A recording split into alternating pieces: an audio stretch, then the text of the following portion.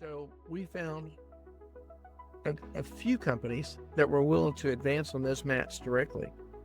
Their existing bank was not going to give them any more availability, yet this company is growing. But once we found them additional availability, the company has been able to grow. It's been able to find additional equity if they want it. Because once it started growing, the existing owner said, "I'm happy here. I'm going hunting." So they didn't want to do everything that we expected them to do, was to go out and acquire other companies, because we could have helped them grow to $200, $300 million. All of a sudden, the pressure was off his shoulders. And I've got a great family. Everything's taken care of. We're good. Good morning, Randy. How are you today? We're doing great. How are you? I am doing great, thank you. Where are you calling in from today? What part of the world are you in? Houston, Texas. Okay. Me as well. So I was just trying to think, how long have I known you? I think it's been over 20 years. It's been since the mid-90s. Has it been that long? Wow. So more like 30 years. Yes. We're getting old, my friend. Hey, I look a lot older than you do. Well, that's subjective. So, so I've got some questions for you. Some I think I know the answer to, some I don't.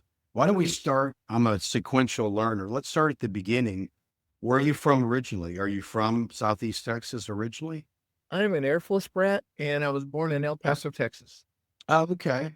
And we moved about every 2 years after that until I was in high school. And well, actually in high school, I was at 3 different locations.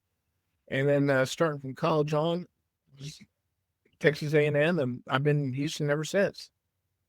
Why did I forget that you're an Aggie?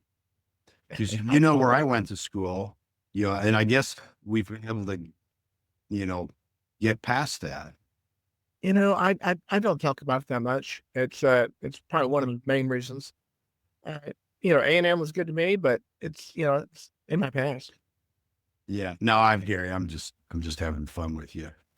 So I suppose moving every 2 years, that will help you learn rapport building, interpersonal skills, I suppose. Absolutely. That helped me go to city to city when I was traveling for capital finance companies, and just introduce myself without a problem. And just, "Hi, how are you? Who are you? What do you do?" So yes, absolutely. So your degree from Texas A&M, finance? Finance, and I went to U of H and worked on an accounting degree. Okay. So what was your first job out of college? Oh, it was at credit training program for First City, Texas. Oh, wow. They really had a great training program, didn't they? Yeah, 2 years long. Yeah, absolutely. We worked sometimes 7 days a week, and Saturday and Sunday the air conditioner wasn't on in the building, and it's nothing like it is today. No, I remember when I was at Arthur Anderson working one of our clients' weekends, those high rises had air conditioning on the weekends. You had to pay for it. And it was not, we were deemed worthy of air conditioning on the weekends. That's right. That's right. So you started out at traditional banking?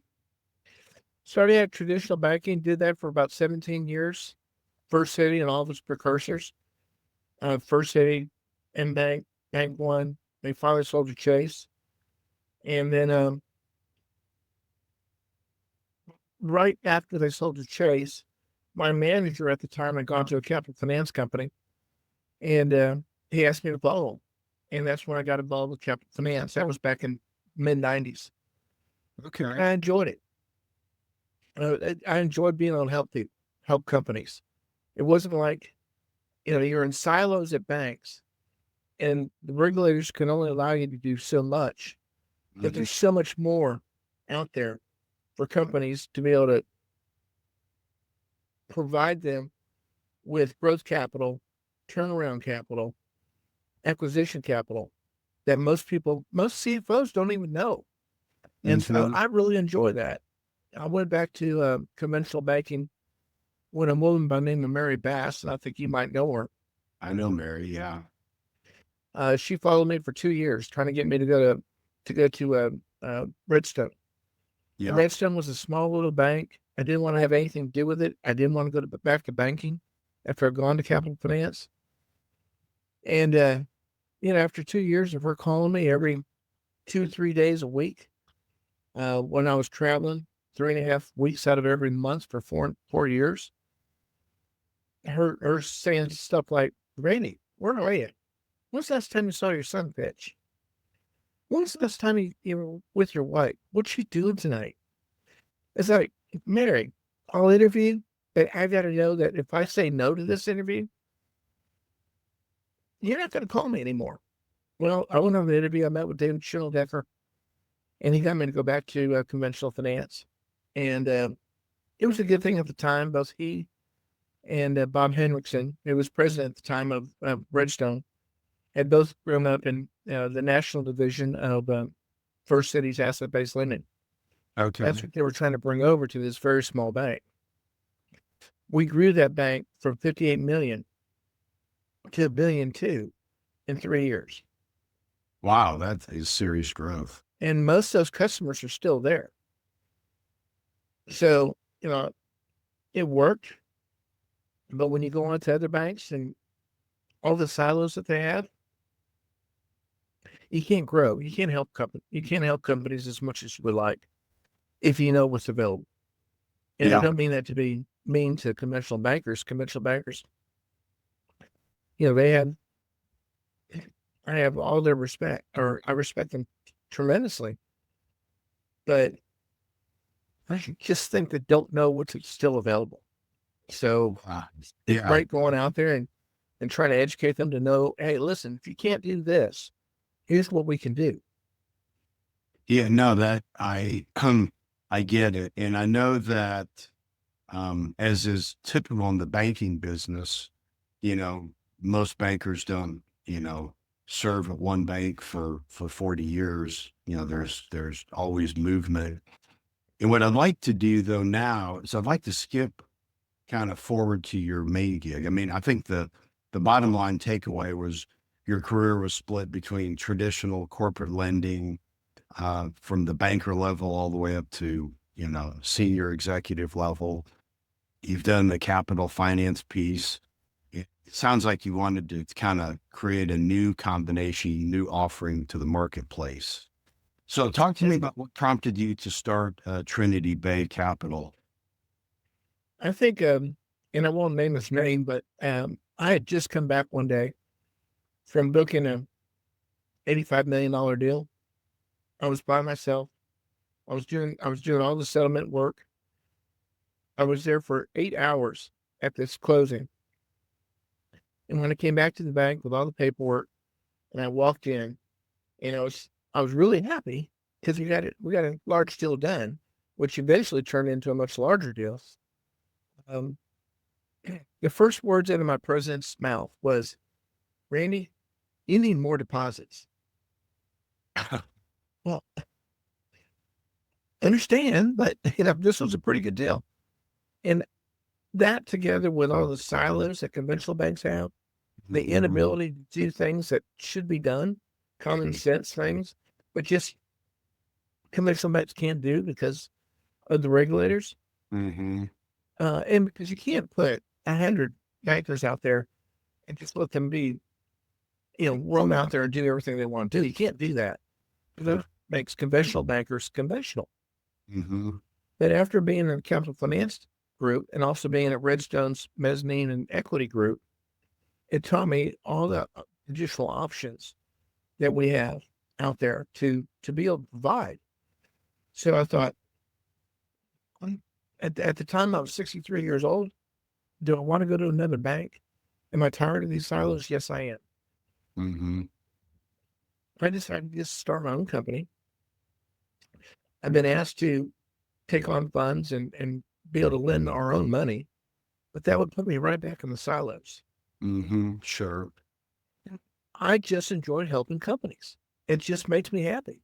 Mm-hmm. And yeah, that I wake up every morning, I come upstairs to my third floor office overlooking the bay, and no silos, no having to sell every little credit card option that's out there. It just makes me happy. And so, No, I don't know what I can tell. David, I don't know what I'd do if I retired. I never even considered it. I am No, enjoying what I'm doing now. I'm happy where I'm at, and I'm happy making people happy. that is awesome. So help me understand who's like your ideal customer. What are the characteristics that you of the person you can help the most? Fast growing companies. I mean, when you think of me as a broker, which I hate the term, there's 55,000 brokers out there. I trust five. Understood. Um, the difference, let me first start with the difference. The difference is that I've run credit departments. I've been on credit committees. I've been president of a bank. I know what banks can do and what they can't do. So when a bank can't do something, that is who should come to me. Okay. That is who the banker should send me to. And it's not just because it's a turnaround. It's not because they're in trouble. Maybe they're growing too fast. The lines of credit are going to be diminished. Conventional bank just can't allow them to leverage themselves up to the extent they need to take on the growth that they're seeing. Acquisition growth, where they're going to have to leverage their company with asset-based collateral. Those are the type of things that we can do. So we can actually help really good companies. For example, and unfortunately, I say unfortunately, for me it is fortunate, but 75% of my pipeline is oil and gas. I've been in Texas for 45 years. Mm-hmm. Oil and gas just follows because we're here in Houston, Texas. Yeah. And so they call me, that and maritime. So those two industries really can run our business alone, although I would much rather have a lot of other manufacturing, distribution, and service companies. But a lot of those companies, a lot of those CFOs, owners of the companies, they have no clue what is available out there or why they can't get financing. At the time, maybe that's changing today, but at the time, a lot of banks weren't allowed to venture into oil and gas. Oil and gas is a very cyclical industry. Yeah. And the ups and downs, if you don't do an oil and gas company in an asset-based selection, you're bound to have trouble later on when the cycle falls, because a lot of those assets can disappear. Yeah. But on an asset-based business, conventional banks can do that. But not a lot of conventional banks are allowing their asset-based lenders to do it today. So, for example, I had a company that was a frac pipe manufacturer. They supplied from the pipe all the way to the dynamite. And they had gone to 8 different conventional banks, been declined every single time. When they came to me, I asked them, who'd you go to?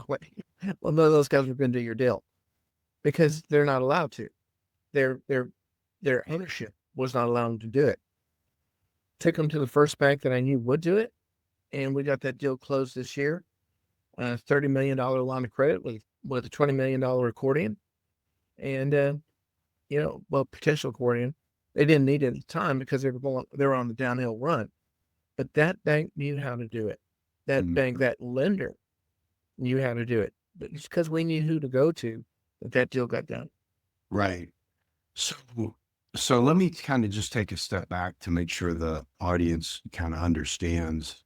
So your company doesn't actually yourself lend money. You're No, we don't. basically an intermediary between the capital markets, I guess primarily debt markets. Do you guys do any equity? We do some equity on the oil and gas side. I Okay. don't have that many providers on manufacturing, distribution, service. Gotcha. Not related to oil and gas. But because it's mostly, We just that. yeah. And part of what makes you unique is that you have, because of your background, you're able to match up the deal with the bank in And one it- example. For probably over 35 years.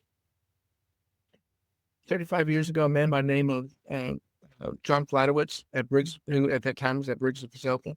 Yeah. put out this spreadsheet for me. And on the vertical column, it had all of his customers.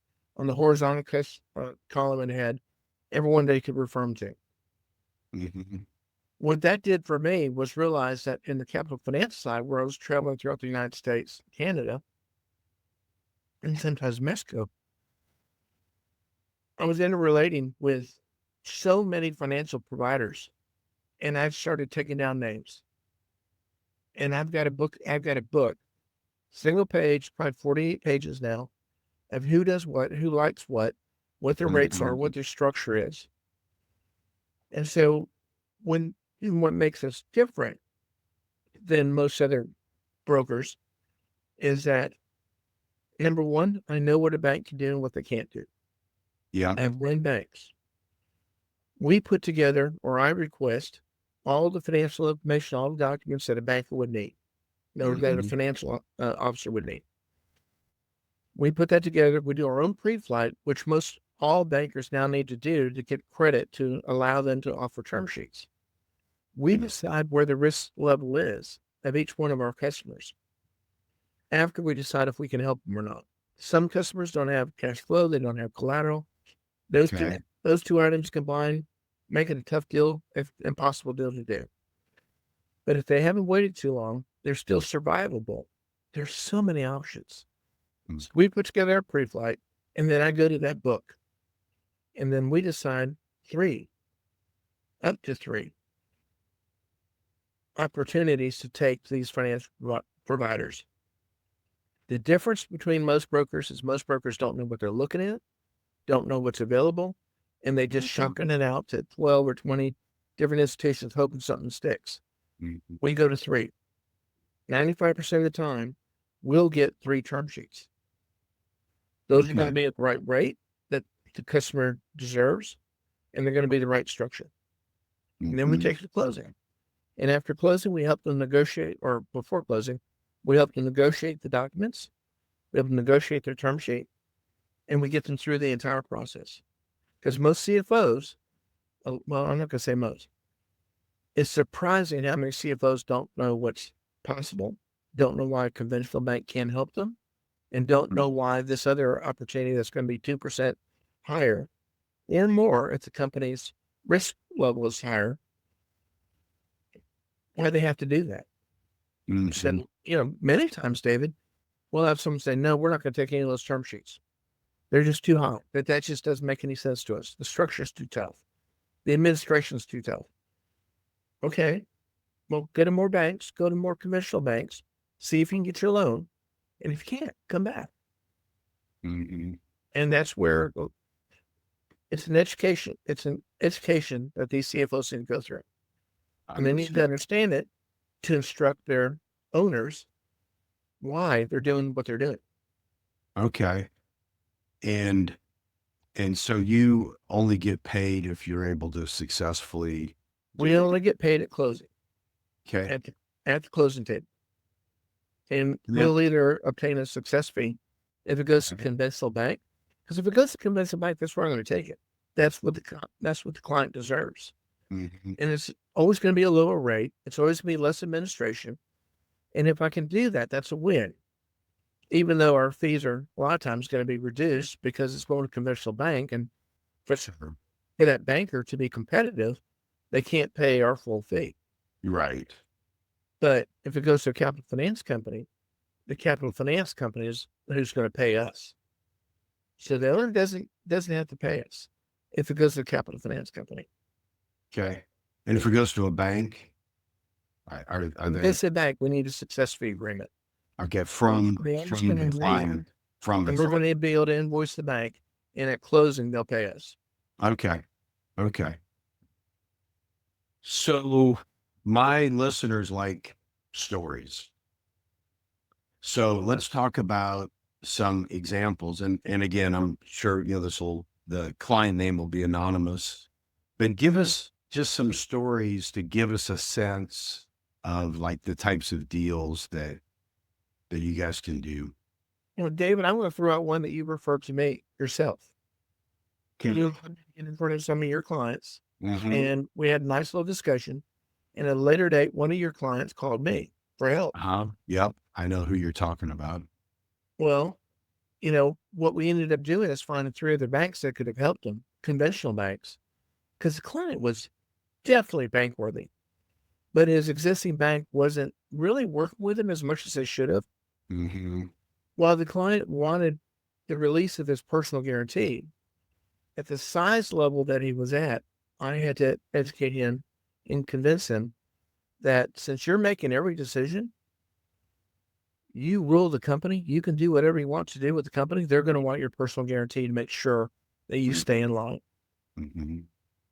But that on the side, he deserved everything else he was asking for. He deserved a lower rate. He deserved a re-amortization. So when he received the 3 term sheets that we provided him from other conventional banks, he went back to his existing bank and said, "This is what I've got." And he got everything he was asking for except for the release of his personal guarantee. Well, he offered to pay me. There was nothing I didn't do much. I didn't do anything extraordinary. It didn't take long to realize who he should be working with. Mm-hmm. So no charge. He went back to his original bank, got what he wanted, and everybody's happy. So that's Yeah, no, I know he was very appreciative of that. And that really goes to show the power or the ability you have to help clients, right? I mean, you effectively made a couple phone calls. I'm simplifying it, but you reached It out. wasn't much more. You reached out to a couple of people. You told them, hey, this is a bankable deal. Their current banks, may be taking advantage of them or doesn't see how bankable they really are. And this may be an opportunity for you. They threw out some term sheets. That was a wake-up call for his current bank. And they went ahead and, because of the leverage he had of the other term sheets, his current bank suddenly became more reasonable. And for no cost at all, he didn't have to get any appraisals. He didn't have to go through the underwriting process. The existing bank helped him. And Yeah. the existing bank that he was at is known as one of the most conventional banks in Texas. Mm-hmm. Right. That's where he deserved to be because he deserved it. Yeah. I can't And I know of which bank you speak. Okay, well, that's helpful. What about an example of somebody who wasn't as bankable and you had to go to the, capital finance markets? Do you have an example of a deal like that? Sure. And it's not just because, the company was doing well, but they were a provider of construction mats. So in other words, um, you know, utilities are being put in. It's really muddy. It's been rainy. They provide their huge construction mats. Mhm. Large yellow equipment can drive Yeah. over and not get stuck in the mud. Those mats are not that usable as collateral because they wear out real quick. Sure. So who's going to do that? So we found a few companies that were willing to advance on those mats directly. Okay. Their existing bank was not going to give them any more availability, yet this company is growing. Mm-hmm. And once we found them additional availability, the company has been able to grow. It's been able to find additional equity if they want it. Because once it started growing, the existing owner said, "I'm happy here. I'm going hunting." So they didn't want to do everything that we expected them to do, was to go out and acquire other companies, because we could have helped them grow to $200-300 million. I've got you. And say, The owner just wasn't interested in. all of a sudden, the pressure was off his shoulders. Yeah, I've got a great family. Everything's taken care of. We're good. Okay. Now, the issue with that is during the next dry season, he's not going to have the working capital to continue what he's doing. Right. And he'll come back. Yeah. We expect that he'll come back. Okay. Was that what you were looking for? Yeah. So I think you've kind of answered this question indirectly, but let me just ask you directly. So what is it that you enjoy the most about serving your clients, in this capacity, uh, you know, with your own gig? What do you enjoy the most about it? Well, even in my conventional bank days, I've always enjoyed ringing the bell Yeah. and a deal gets done. Hmm. When we get a customer what he wants, and that is always the most enjoyable thing I can do. Yeah. Yeah. I knew that's what you were going to say. I know you, John Flatowitz, me, my wife. I mean, we all relish serving customers and helping, solve business problems for them. So that answer does not surprise me. Great. What, so that's coming from your perspective, what makes you different. What do your clients tell you about what makes you different? What are some feedback you've had from your clients? Well, we have an existing client right now that we're going to help them get purchase order financing. And Okay. we're going to provide them an asset base loan and then purchase order facility on the side. And he found a conventional bank that agreed to do his deal that no other conventional bank would ever have done. And at a fantastic rate, gave him 15 million instead of the 5 million he was asking for. Wow. Yeah. Um, but he went there and he called me to tell me, Randy, I'm sorry, I got bad news for you. I said, no, you found a great deal. As long as I can work with you, that is awesome. We'll get you the PO financing. You take care of closing that deal at that bank. And Yeah. if they can't service it in the future, we'll take you back to the three banks that want to do it.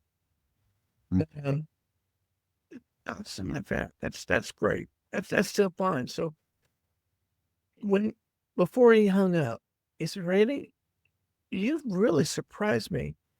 I knew you wanted the sale of the asset based loan, but you're happy for me because you got the deal you wanted. Mm-hmm.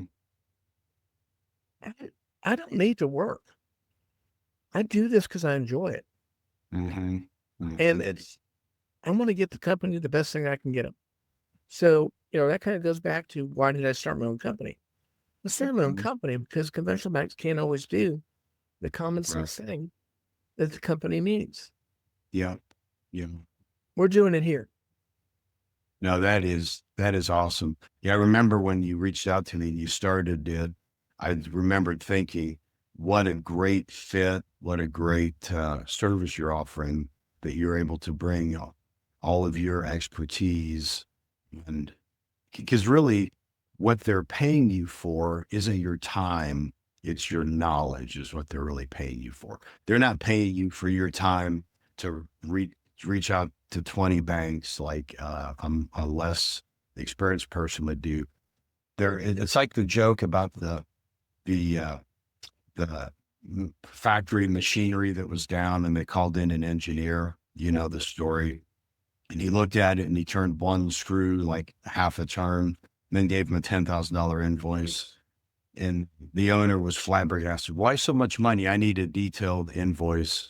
And his detailed invoice was turning the screw $1, knowing which screw to turn $9,999. It's kind of the same way, right? They're really paying you for your knowledge and your relationships, right? Correct. Absolutely. So, what else, as we're kind of wrapping up here, what did I not ask you that I wish that you wish I had, or I should have asked you?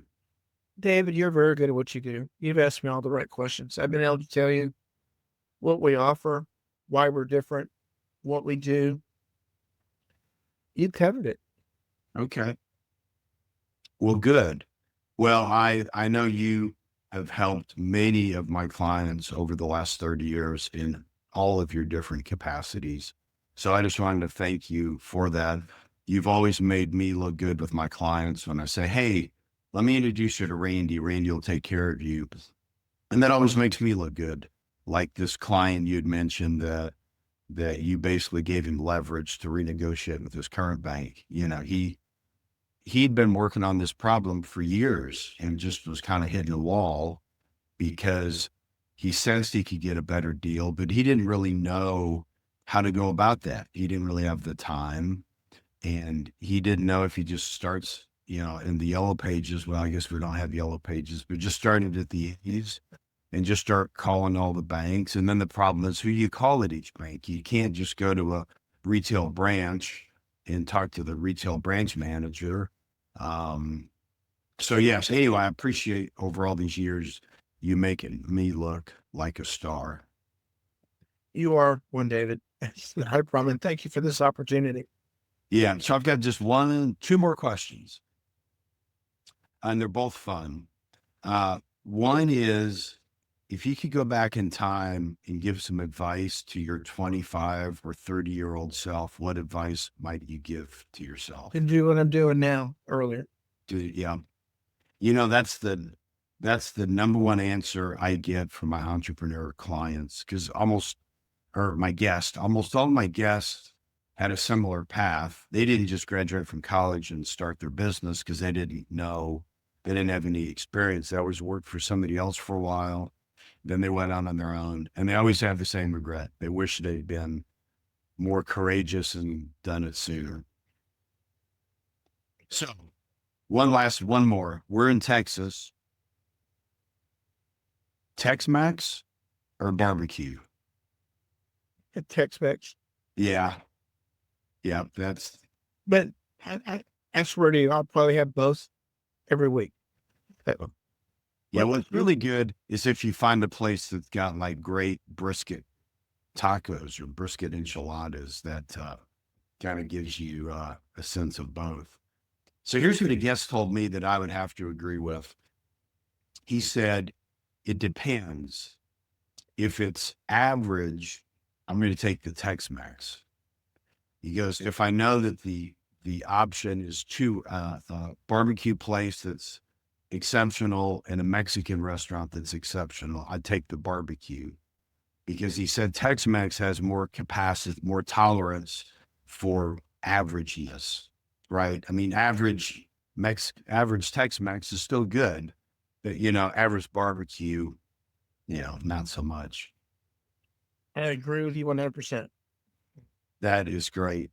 Well, Randy, I really appreciate you taking the time, and I'm really excited to hear about what you're doing now, and hopefully this episode will cause some people to reach out to you. We'll have your contact information in the show notes. So thanks again, Randy. Really appreciate it. Thank you, David. Really appreciate it. There we have it. Another great episode. Thanks for listening in. If you want to continue the conversation, go to icdiscshow.com. That's ic-discshow.com. And we have additional information on the podcast, archived episodes, as well as a button to be a guest. So if you'd like to be a guest, go select that and fill out the information, and we'd love to have you on the show. So that's it. We'll be back next time with another episode of the IC Disc Show.